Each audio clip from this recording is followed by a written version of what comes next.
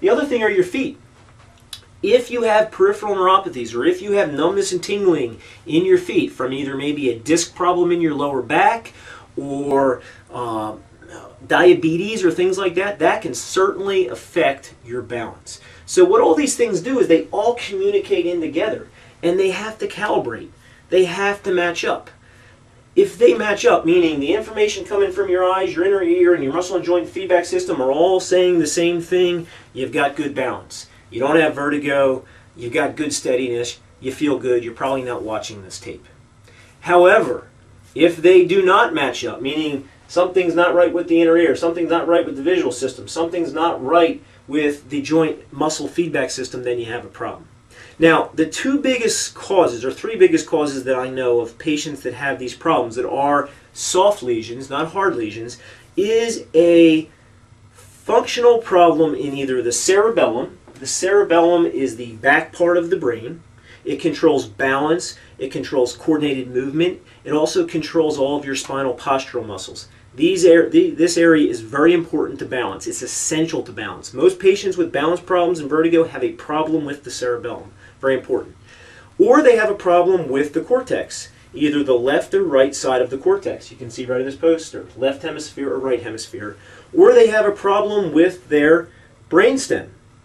And what I mean by a problem, again, it's not a hard lesion, it's not a stroke, it's not a tumor, it's not things like that. It's an area where this part of the body is not functioning as good. The cerebellum may have an area where the left side of the cerebellum is firing really well, but the right side of the cerebellum isn't firing well. Nerves send messages, so if one side isn't firing properly, what happens is you get an imbalance. A cerebellum, I always tell patients, is kind of like a top.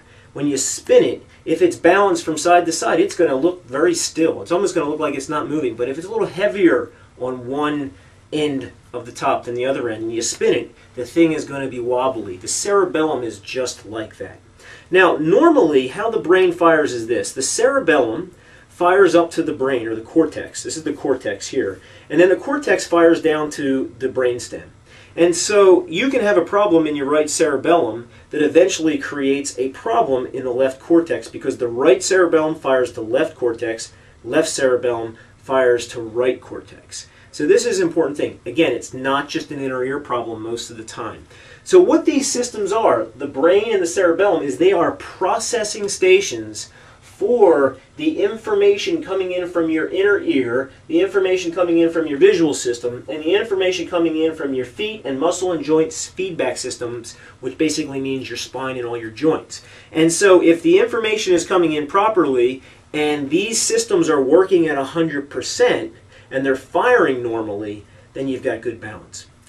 If one side of the cerebellum or one side of the brain or the brainstem isn't firing properly, due to, what causes it? Let me explain. Due to physical, chemical, or emotional stress. As we age, the cerebellum loses its function, typically because of inactivity, because the cerebellum is fed by the structural information that comes up through our joint system.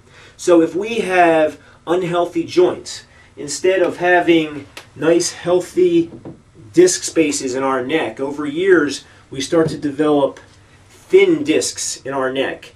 Well, the information that comes up to the cerebellum comes from these discs. And so if you have years and years of damage in your spine, let's say you've had a car accident, or you've had poor posture over the years, or you haven't really cared for the joints in your spine over a period of time, the input coming up to that cerebellum is not as good. So this is called arthritis. And one of the biggest, the huge indicator, it's been studied, patients with vestibular problems, vertigo problems, they almost always, and there's a high correlation with those people having neck pain and also having dizziness.